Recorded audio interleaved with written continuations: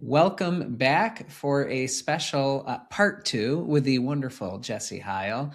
And if you haven't yet, listen to part one because it was so good. We're doing a part two.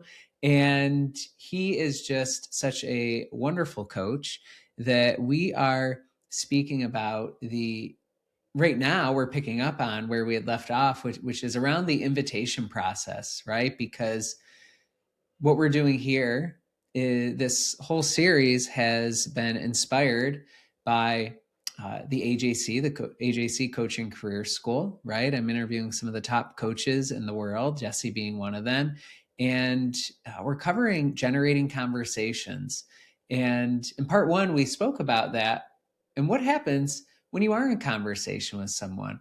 What happens when it comes to making an invitation? So in your conversations, you don't feel like you're doing something to somebody or that you're just doing it to try and get a client. So that's where we're picking up in today's conversation. And so thank you for coming back, Jesse. I really appreciate it. Oh, thank you, James. It's an honor to be here, and I appreciate you having a part two with me. This is great. I'm looking forward to it. Yeah, Yeah. excellent. So I know I just gave a little recap. Um, you had messaged me, right? Because there was more that you said, oh, there's a story that I want to share that I think would be really useful for those listening and where they're at. And where would you like to pick up there? Is there anything that you want to add context to Man, before we jump in? yeah, sure. I mean, first, just acknowledge you for creating the space. I think it's wonderful and awesome. I'm getting more used to interactions like this, and I just think it's very impactful and useful for whoever's viewing and watching this. And so, for you creating this is just awesome. Like, really appreciate it, and it's amazing. So, um, with that said, man, this whole week's been packed full of. I feel gold's overused, but it has been just in so many ways with the master classes, with our mentor group, Shazia, and everyone in that. And then today, this morning with Townsend, and there was just so much uncovered for me that really looking forward to sharing. And I shared this with our group, with Shazia and our mentor group. Um, Earlier this week, but in slowing things down in conversations with clients and everything. And I really learned from Daryl at an early stage. And I'm glad that we're recording this just so I can go back and rewatch it and stuff.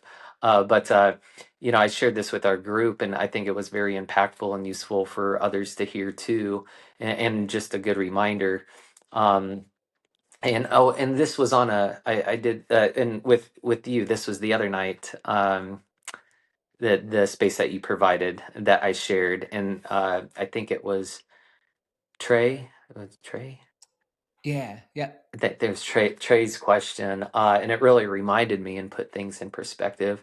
But I think I'll share with that, and then sort of share another story I mentioned earlier. But um, when I first started coaching, um before all that, I had a client come up to me, a prospect basically, that I had worked with in the past. And he goes, "Hey, Jesse, I saw your website and stuff. Are you coaching yet? Are you taking on clients?" And at that point in time, I had not had any paying clients before. And over the years, I known Daryl for over a decade now, really good friends. And um, he was so gracious to always take my call and spend time and just serve me, over the years. But every time he's like, "Hey, are you gonna get into coaching yet?" He was always, just encouraging me and stuff to get into it. And I just said, "I don't know. I don't have the money. I don't have the money." And then I remember one time he was being bold, and he said, he goes, "Jesse, I'm not hard selling you or pushing you, but," he goes, "would you be open to an invite?" And I said, "Sure." He goes, "How about I give you 48 hours to decide if you want to, you know, move forward with coaching with me?" And there was more between that. I'm sort of giving you the skinny version of it, but so that got me in gear. So I went to the bank and asked, about a second mortgage or equity or whatever it may be, and that was a million signatures and papers, and didn't want to deal with that. And I said, "What other avenues?" And he said, "What about? Do you have a car paid off?" I said, "Sure." So Looked at that. The value of the car was how much, exactly how much Daryl was at that time. And so I decided to commit and I took a lien out on that. And but what I really appreciated about the onboarding process with Daryl was before I even fully committed to it, I told him I found the money, I can do it, and I want to do it. He said, let's walk through the agreement together. What does that really look like? And going through that process has really helped me when I'm talking to prospects, and just talking to people and seeing how I can serve them and everything. And they're always like, well, what does it look like to work with you, or how much is it going to be, and stuff like that. And before I even get into that, I really want to take the time and slow things down and walk them through it. And I can tell you a handful of times where I didn't do that and it led to crickets, and nothing, as opposed to the times where I slowed down and I walked them through and clients through that process of what are we truly committing to each other and agreeing to each other. And it was a great reminder this week of being on the calls with everyone, that's where I feel a lot of um, missed opportunities are, is just not slowing down. And I remember a time, and this is the story I was telling you uh, about 20 years ago. I was a assistant director of Alumni Association and Foundation, and going through that was a hard time in my life, going through depression, like all of that stuff. So um, there was this really good reminder of gratitude for me, and it's always stuck with me my entire life since, almost 20 years ago. And I remember there's this gentleman, and he was with his son, and the guy was maybe, in his 50s, and his son was college age. And he goes, "Excuse me, sir." He goes, "Can you direct me to the admissions office?" I said, "Oh, yeah, sure." And I'm a very visual and descriptive person. And I'm sitting here, well, if you look right across the street underneath the big green tree with the blue awning and the white lettering and stuff, and didn't put two and two together, but he had a cane, a red and white cane, and I didn't realize he was blind. He goes, "Oh, I'm sorry." He goes, I'm blind." I was like, "Oh, I'm terribly sorry." And he didn't care. But it's sort of the foot in the mouth deal. But he's like, "Thank you so much." And I go, "Oh, is your son enrolling in college?" He was a little quiet, and he's like, "Well, actually, no, both of us are." I was like, "Oh, wow, that's incredible." He goes, "Well, I can walk you over." And he's like, "Well, I think we got it from here." And I gave his son a couple business cards, and said, "If there's anything you all need while your time's here, feel free to reach out. I'd be happy to help." And I told him, I go, "Have a great day." And he goes, "Every day's a great day." And he goes, "You know how I know that?" And I was younger at the time. I was like, "No." And he goes, "Because I woke up." And at that point in time, just hearing him here, a non-traditional student in his 50s enrolling into college to get his degree, to show his son, you know to make his son proud and show that, it's never too late to start something. And he was just so thankful for the breath of air waking up each day, that that sense of gratitude has carried along with me over the years, and it's gotten fine-tuned and even more gratitude. But that's where, to me, a lot of people don't truly appreciate the smallest thing, which is the largest thing we have, is the breath of life, the gift of life. And even to that comment I made of the blade of grass, like that's the level of deep gratitude I had, that allows me to go to bed at night and turn off whenever I want and sleep and have that peace and clarity and focus and that calmness, and how I come from that just place of centeredness at all times, that peace at all times. And, it has eliminated all the stresses, all the anxieties or panic attacks I used to have, uh, when I've incorporated being gratitude. So I wanted to share that bit with you that we didn't get to dive into on our first episode. Yeah, wonderful. Thank you so much for opening that up, because I think those are really some powerful, like really powerful shares, especially for when people are new in the process.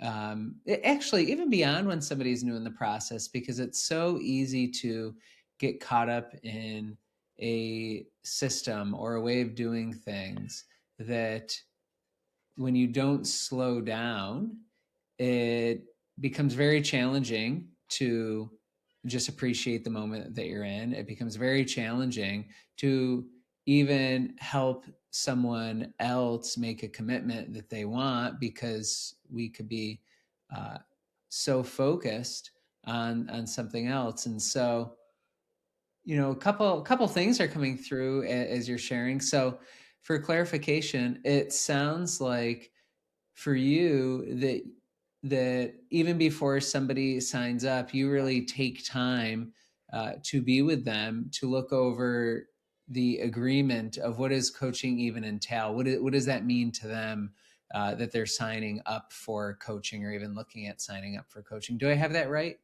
Yeah, yeah, absolutely. I mean, even to Townsend's, he had a great master class this morning with us, and there was a lot of gold nuggets out of there that really resonated with me on not rushing or not falling trap to outcomes of, I got to get this client, or I really want to work with this client, because we don't know each other. We might know each other, but we don't know exactly even what it is that they want. So, yeah, that's spot on.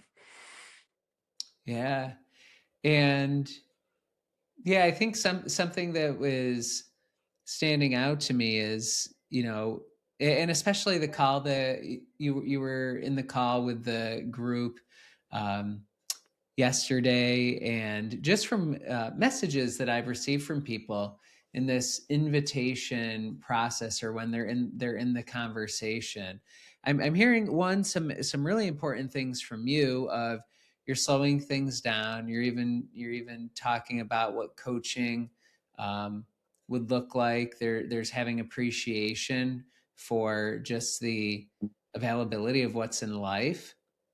I'm also hearing from you that you're willing to speak to things in a conversation that perhaps the average person doesn't.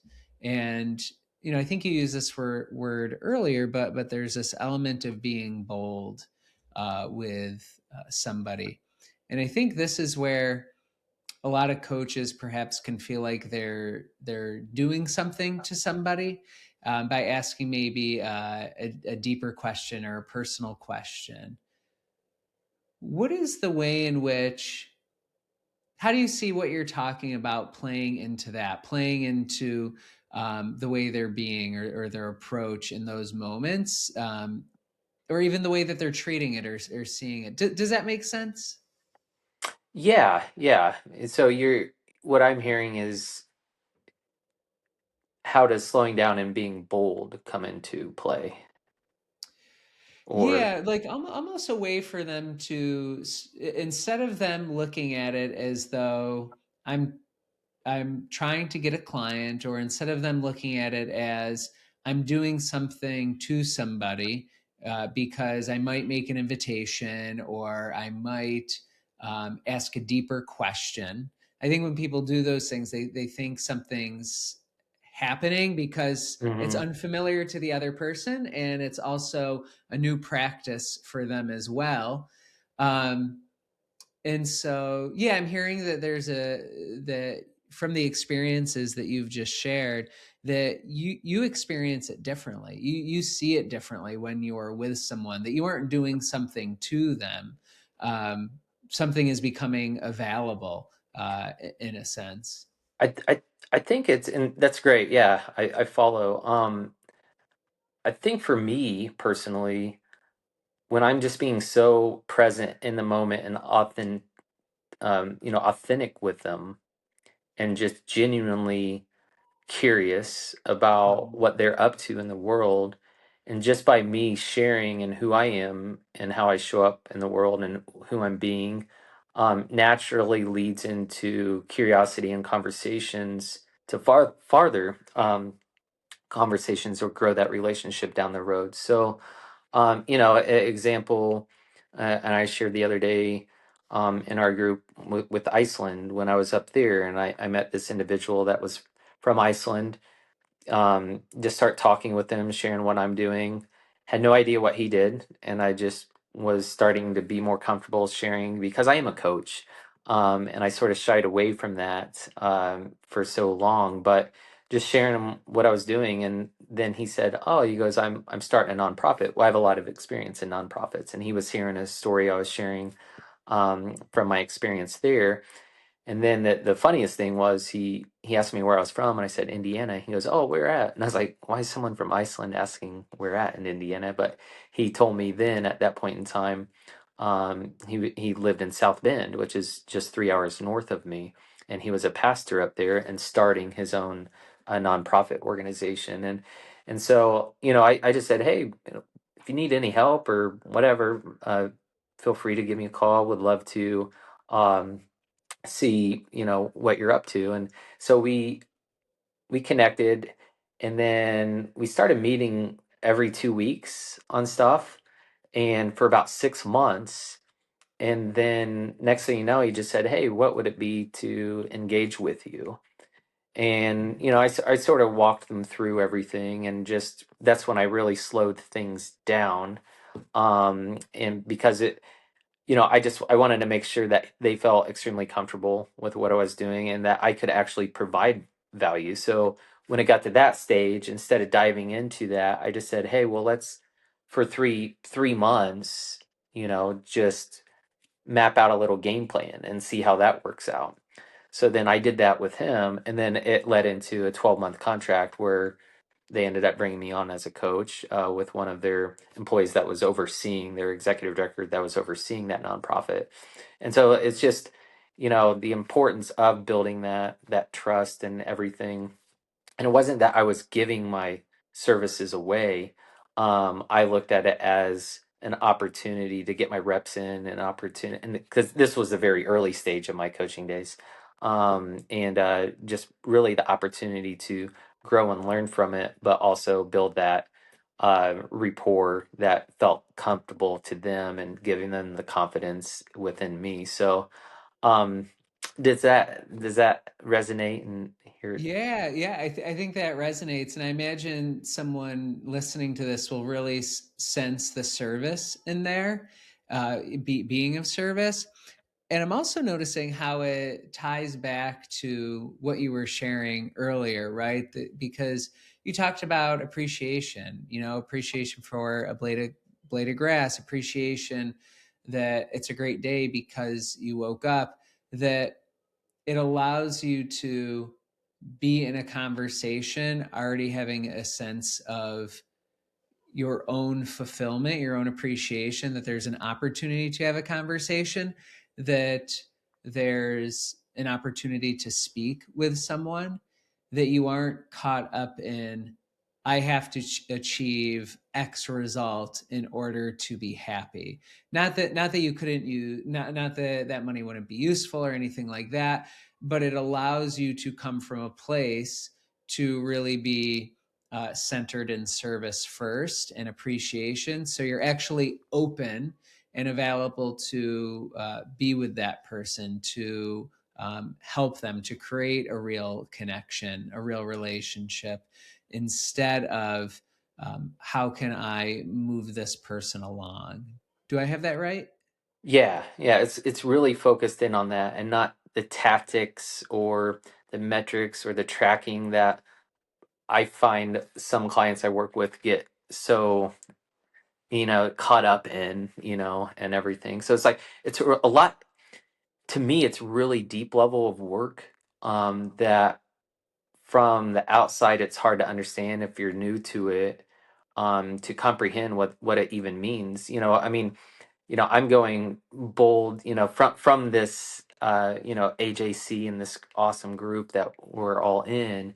I noticed were areas I wasn't showing up and being as bold as I could, and it was almost like it was because maybe I was afraid of the true impact and value I can bring to someone. And when I woke up to that, I noticed and realized what's truly holding me back from going to work one on one with an NBA player. That's my dream to do, and that's what I'm going to do. I always, have had a passion in sports and in basketball especially. But you have all of these doubts and you have all of this anxiousness of like, oh, I need to work with this person or I can help this person, and you get all these attached to all these outcomes. But when you can really slow yourself down and do that deep work through whatever it may be, through my document, which has been foundational for me, that I went through with Daryl. Um, and how many doors of opportunity that's open for me, but it all comes down to centered for me. And time after time, when I start to see, and this hits home differently for me just from my past experiences, but when I see especially an athlete in that high performing level that they have to be on at all times and everything, and they're such a young age, and then they take their life, it kills me, it breaks my heart. And so I really take it upon myself and realize that the deep work I've done and invested in myself over the past 2 decades, and especially the past few years, um, that value is priceless to me. Like, you can't put a price tag on how I know I feel and those life experiences I've gone through, because I wish this type of being upon anyone that could literally be so thankful and gratitude and how they respond and show up. And it doesn't mean everything's perfect or I'm perfect at all. Like, there are still days, but I practice it every single day and I live it and try to be it every single day of my life. But when you can get down to that deep, deep level of true gratitude in all aspects of life and coming from love and who you're being, and that's when you can really start to show up and perform at those levels under no matter what pressure. It You're said good. You're good. it said We're still disconnecting. recording. Oh, we're You're good. still We're we're still still recording. We're recording. still good. Okay, good. I'm Yeah, back. Hello. we're still good. Um, you were saying, I think you were starting to talk about Ankush. Yeah, and going back to, Sweet Sharing, to his book of, somewhere in there along the lines of, and I'm paraphrasing, but not a single person or event or something can make you feel a certain way. It's your own thoughts that make you feel. And when I started to really practice that and understand that and apply it to how I think about things, because I am one of the most empathetic individuals. I have so much empathy in this world to where it used to get in my way of things. And shifting my language and shifting my words and my thinking around those events has allowed me to respond in so many different ways that provided me to perform at a leadership level in my household, in my businesses, with my friendships in ways that I've never done that before. But what I've noticed naturally, it creates the environments I really want to live in. And that's one of my lines in my documents. I create the environments I live in by the language I use. And not even the environments, I upped it and changed it just the other day to life. I create the life that I want to by the language I use. And when I start to work through that, it's like I've been through, and we covered this on the first episode, but to that analogy of the deepest, darkest places a mind could possibly go, and I've got out of them, and I know what that's like. And I'm not a therapist, I'm not a counselor. Those are all great things and much needed for everyone, But when you take those components and pair it with a coach, and a coach that's been in those dark places, I know what I can do and what I can create for myself, which then I can share with others and get them out of that hole. So, um, yeah, don't know if that Yeah. resonates or if Yeah, you're that's thinking so and pondering. yeah, that's so powerful. Because I'm hearing a few layers here, and I'm gonna share these to help speak to those that are listening. And what I'm getting from what you're sharing is that, especially this, you know, element, right, where we're feeling our thinking, And if there's a thinking that somebody is having that is limiting their ability to have conversations, to ask the questions, um, what you have found through your journey is when you did that personal work, when you really got a sense of yourself and what you were bringing into the world and the purpose of that and what you want to create, it allowed you to show up in such a way, to be such a professional, that you weren't basing how you were showing up on the other person's reaction or their response. You were willing to show up boldly or ask the bold questions, or to say something that maybe somebody hadn't heard before, because you know how important the work is, because what you've learned has made such a difference in your life, and you've seen it make a difference in people's lives, that you don't want that other person to go down that track. You don't want that other person to have to fall into those pitfalls, especially if they don't have to. And by being in conversation with you, by being bold, by asking questions, it creates something that wasn't there before. And so not only are you showing up in a new way, but it also invites them to see something that wasn't there before.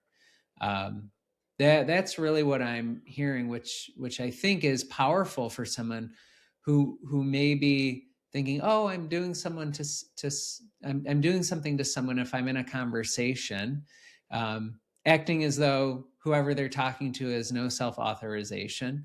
Mm, What if we could treat them as though they are a powerful being, a powerful individual, and you are too. You have something worth sharing with them, getting to know them, being curious about what's happening in their life, and being able to show up in mm. such a powerful way. Am I capturing that Yeah, correctly? yeah. No, absolutely. And this segues great into, what, I really learned from Daryl early on too is, who are you creating that individual to be? And this was for a situation in a business setting, but everyone else can sit there and get caught up in the, oh, he's doing this or he's doing that or she's doing this or she's doing that, and this game of negative and creating this person to be such a negative individual, when what if you create them to be something different? Like, who do you want to create them to be? And so when I started implementing that into who am I creating others in my life to be, that started shifting things too, in a way. And I'm trying to think of a very specific example, but just within my household, instead of getting frustrated or thinking, you know, um, my partner would do something that used to drive me crazy, and like creating her to out to be this monster of a person, which she's not. uh, but when I started creating her in a different way and where she's coming from, that started to shift all the environments around me as well. Uh, it's funny how our minds. One of my clients I was talking with the other day, talking with them, and they've just been on default mode hardcore the past 6 months. Just no changes happening. The same thing, the same cycles keep showing up in his relationships that he has. And I asked him. I said, name. I go, do you believe that your mind is like a computer? And he said, well, yeah. And I said, you believe you can program it, right? And he said, yeah. I said, right now, I go, are you open to, an opinion from me? I normally don't do that, but he said, sure. And I said, right now you're operating off of a compact Pisario. He started laughing. For those who may not know what a compact, that's probably one of the first affordable home computers in 97, that people started getting this big bulky thing. But it's like that's your operating system right now. Like you have all of the potential right now in this present moment to upgrade to one of the newest MacBook Airs that are out there with an amazing processor.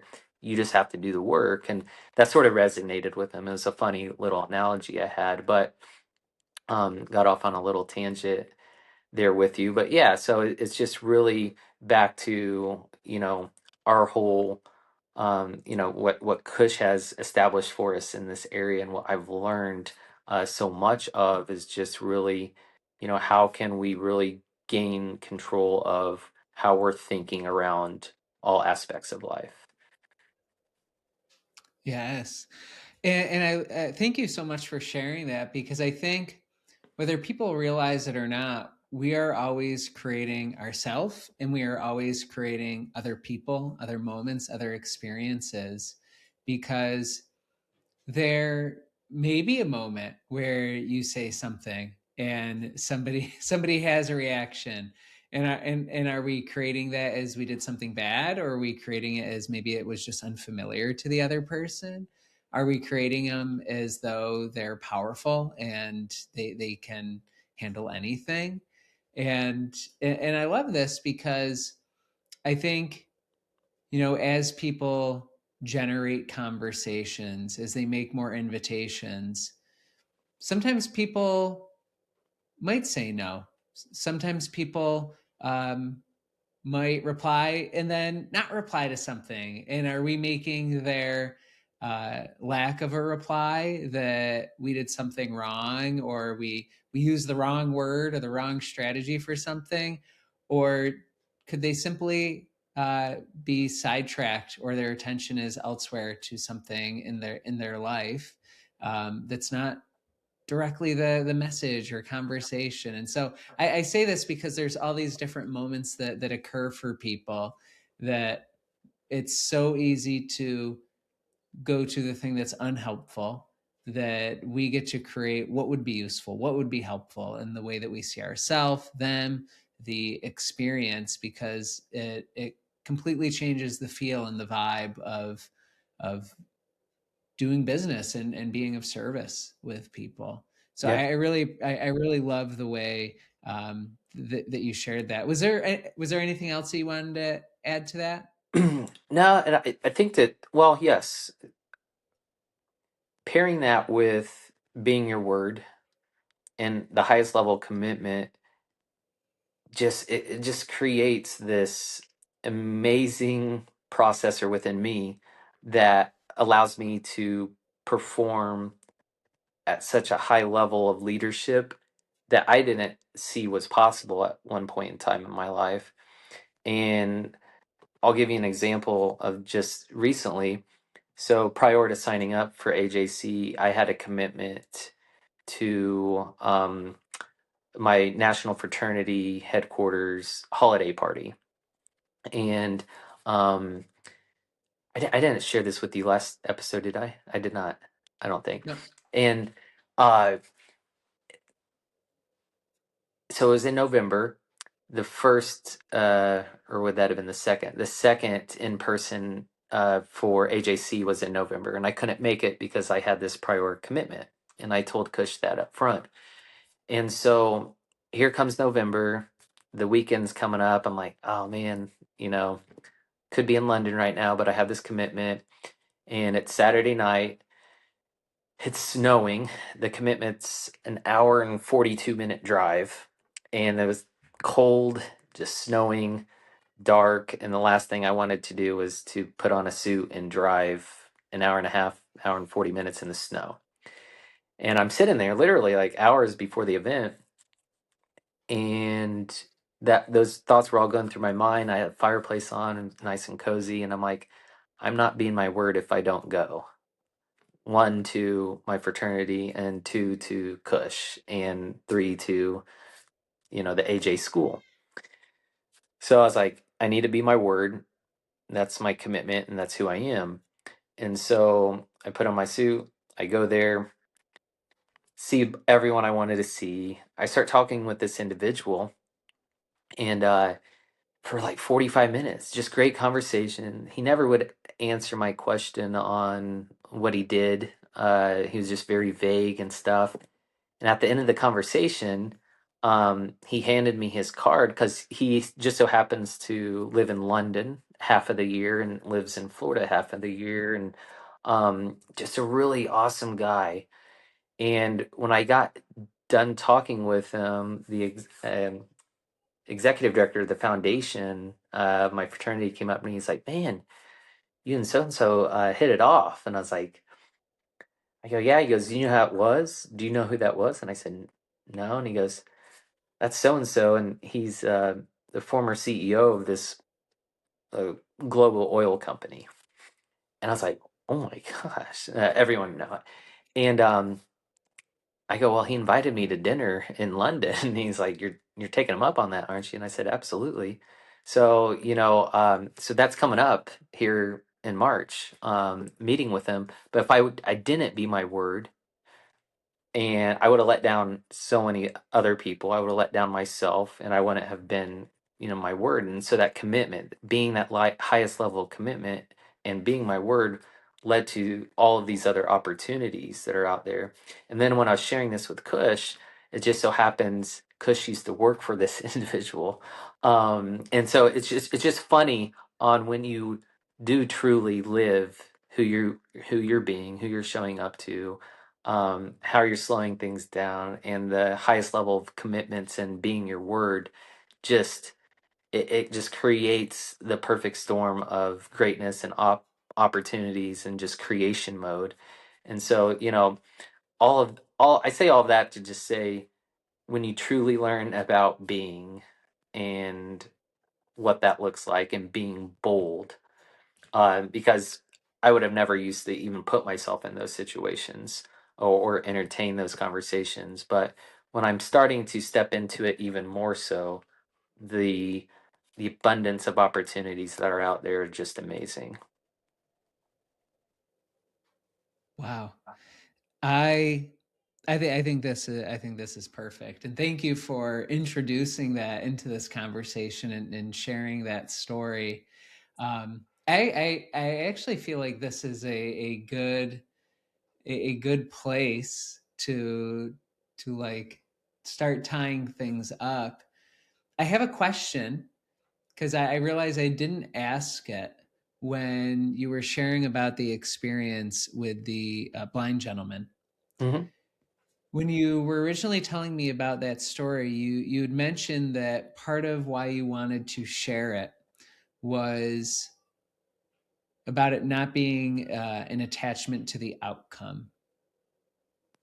Could you Was there I just want to double check Yeah, on that. Was there Yeah.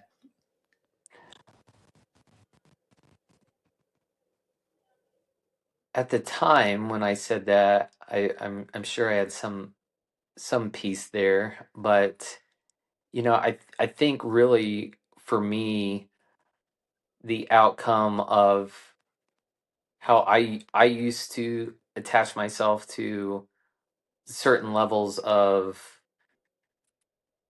I need higher levels of education, or I need to make sure everything runs perfectly, or I need this or that to happen.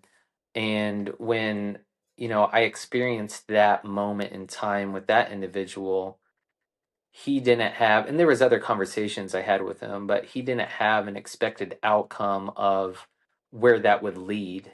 Because after I had a little more conversations with him and his son, he was just wanting to get enrolled into college and start that journey with not knowing what he was going to do with that degree, just as this is an accomplishment that he wants to do and that he wants to be alongside with his son. And so, when I look at it like that in perspective, and I'm not saying you don't need to have things mapped out or anything like that, but he was just literally living in the present moment of this existence that we're in. And to me, that really resonated. So I think that's where I was going to tie it back in a little bit, with outcomes and everything. So, Yeah. Well, I think that's excellent. Just as you were sharing, by being your word, you I mean, you weren't expecting to go meet that person and end up in a 45-minute conversation and be invited to a dinner in London. That wasn't on the radar, right? And so I love this because it goes to show that when you are being you, being your word, and not being attached to something having to go a specific way, but you're committed to what you're wanting to create, that these divine experiences show up. So Well said. thank you so much. Yeah, thank you so much, Jesse, for making time for these interviews and sharing your wisdom and your journey. To me, they're very powerful and they're very meaningful. Given what we've spoken about, is there anything that you want to leave anyone who's listening with this? What would you like to leave them with, or what would you like to share with them? Thank you for that. I every single day is a blessing and an opportunity to create something awesome. And this coaching journey for me has been, and like others, just so many peaks and valleys, ups and downs. And we're learning every single day. And what I've truly learned, and what I'll leave with everyone, is that when I can implement gratitude, I love gratitude. When I can implement that into everything, and it's not, oh, everything's Mr. Positive and all of that stuff. Like, truly thankful for each and every conversation, each and every door closed, each and every no, thankful for all of it. You can learn and grow from it so much. So I'll leave Excellent. everyone with that. And perfect. And if somebody wanted to connect with you, if they wanted to reach out to you, what's the best way for them to find you? Yeah, I'm online, social media, but jessehile.com or nextlevelguidance.com. Um, I'm pretty accessible to, or responsive at least, and love conversations, and be willing to, connect with anyone and everyone that has any questions or would love to connect anytime down the road. Perfect. And same goes for me. If you have any questions or you'd like to get in communication, you can find me at jmwhiteman.com. And thank you, Jesse. I really appreciate it. And I hope for anyone listening that you have an amazing week. Bye, Thank you. everybody.